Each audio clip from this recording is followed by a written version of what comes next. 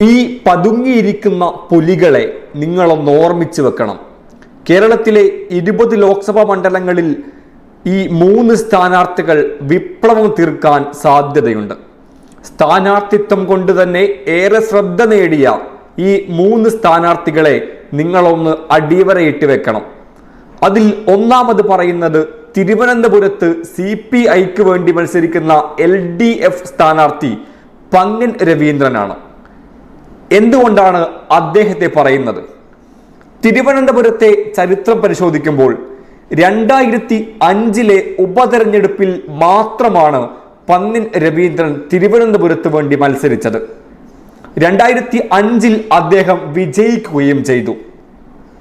അന്ന് അദ്ദേഹം നേടിയ വോട്ടുകളൊന്ന് ഓർമ്മിച്ചു വെക്കുക. 3,90,324 വോട്ടുകൾ. ആകെ വോട്ട് ചെയ്തത് 7 ലക്ഷം വോട്ടുകൾ. എന്നാൽ 2019 ആകെ വോട്ട് ചെയ്തത് 10 ലക്ഷത്തിന് മുകളിലായിരുന്നു. അന്ന് ശശി തരൂർ നേടിയത് 4,16,000 വോട്ട് മാത്രം. 2005 തന്നെ 3,90,000 വോട്ട് നേടി വിജയിച്ച പന്ന്യൻ രവീന്ദ്രനാണ് 19 വർഷത്തിനിപ്പുറം തിരുവനന്തപുരത്ത് മത്സരിക്കാൻ എത്തുന്നത്. ഇത് ഒരു കൃത്യമായ സൂചനയാണ്. 3 പ്രാവശ്യം 2009, 2014, 2019 വിജയിച്ചു കയറിയ ഡോക്ടർ ശശി തരൂർ, UDFന്റെ സ്ഥാനാർത്ഥിയായി വിജയിച്ചു കയറിയ ഡോക്ടർ ശശി തരൂർ ഇത്തവണയും മത്സരിക്കുമ്പോൾ 2005 വന്ന് ബൈ ഇലക്ഷനിൽ കൃത്യമായ ഭൂരിപക്ഷത്തോടെ വമ്പിച്ച പിന്തുണയോടെ വിജയിച്ചു കയറിയ CPIയുടെ സ്ഥാനാർത്ഥി പന്ന്യൻ രവീന്ദ്രൻ 2024 19 വർഷത്തിനിപ്പുറത്തേക്ക് മത്സരിക്കാൻ തിരുവനന്തപുരത്തെത്തുമ്പോൾ ഈ സ്ഥാനാർത്ഥിയെ നിങ്ങളൊന്ന് ഓർമ്മിച്ചു വെക്കണം, അടിവരയിട്ട് വെക്കണം. കാരണം തിരുവനന്തപുരത്ത് ഒരുപക്ഷെ വിപ്ലവം തീർക്കാൻ ഈ ഒരു സ്ഥാനാർത്ഥിക്ക് കഴിഞ്ഞെന്ന് വരും. അതിനുവേണ്ടി തന്നെയാണ് 19 വർഷത്തിനിപ്പുറത്തേക്ക് LDF ഇങ്ങനെയൊരു സ്ഥാനാർത്ഥിയെ കൊണ്ടുവന്നത്. രണ്ടാമതായി ഓർത്തു വെക്കേണ്ടത് KC വേണുഗോപാൽ എന്ന പേരാണ്. മുതിർന്ന കോൺഗ്രസ് നേതാവ്, നിലവിലെ രാജ്യസഭ MP കൂടിയായ KC വേണുഗോപാൽ. എന്തുകൊണ്ടാണ് അദ്ദേഹത്തെ ഓർത്തു വെക്കേണ്ടത്? കാരണമുണ്ട്. 2019 തെരഞ്ഞെടുപ്പിൽ LDF നേടിയ ഒരൊറ്റ സീറ്റ് അത് ആലപ്പുഴയായിരുന്നു. അത് തിരിച്ചുപിടിക്കലാണ് കോൺഗ്രസിന്റെ ലക്ഷ്യം. അതിനുവേണ്ടിയാണ് നിലവിലെ രാജ്യസഭ MP കൂടിയായ KC വേണുഗോപാലിനെ ആലപ്പുഴയിൽ മത്സരിപ്പിക്കുന്നത്.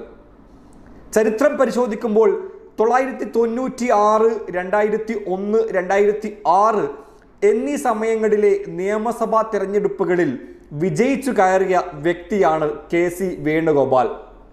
മാത്രവുമല്ല 2009, 2014 വർഷങ്ങളിൽ ആലപ്പുഴയിൽ നിന്ന് തന്നെ ലോക്സഭയിലേക്ക് പോയത് KC വേണുഗോപാലാണ്. ഒരു കാര്യം കൂടി ഓർത്തു വെക്കുക. 2019 LDF സ്ഥാനാർത്ഥി ആരിഫ് വിജയിക്കുമ്പോൾ എതിർ സ്ഥാനാർത്ഥി KC വേണുഗോപാലുമായിരുന്നില്ല. ചുരുക്കത്തിൽ മത്സരിക്കുമ്പോഴൊക്കെയും വിജയിച്ച് മാത്രം ശീലമുള്ള, പരാജയത്തിന്റെ കയ്പ് നീര് കുടിക്കാത്ത KC വേണുഗോപാൽ ഇത്തവണ ആലപ്പുഴയിൽ മത്സരിക്കുമ്പോൾ അദ്ദേഹത്തിന്റെ പേര് ഒന്ന് ചുവന്ന മഷി കൊണ്ട് അടയാളപ്പെടുത്തി വെക്കണം. കാരണം അദ്ദേഹം വിപ്ലവം തീർക്കാൻ സാധ്യതയുണ്ട്. ആലപ്പുഴ തിരിച്ചു പിടിക്കാൻ സാധ്യതയുണ്ട്. മൂന്നാമതായി ഓർത്തുവെക്കേണ്ട പേര് KS ഹംസ എന്നുള്ളതാണ്. പൊന്നാനിയിലെ CPIM സ്വതന്ത്ര സ്ഥാനാർത്ഥിയാണ് KS ഹംസ.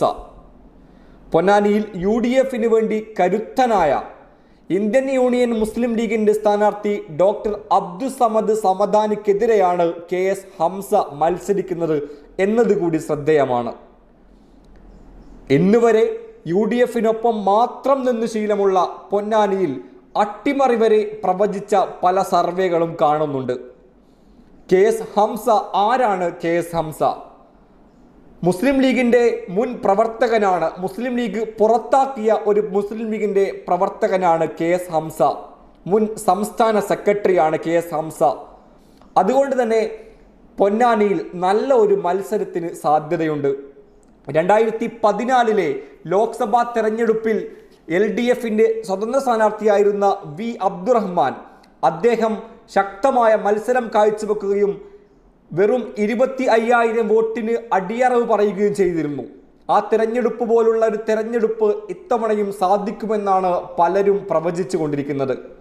2009, 2014, 2019 ഇങ്ങനെ 3 പ്രാവശ്യം തുടർച്ചയായി ET മുഹമ്മദ് ബഷീർ എന്ന അനിഷേധ്യനായ നേതാവ് വിജയിച്ചു കയറിയ പൊന്നാനിയിൽ 2024 KS ഹംസ മത്സരിക്കാൻ വരുമ്പോൾ അട്ടിമറി നടക്കുമോ എന്നുള്ളത് സംശയം തന്നെയാണ്.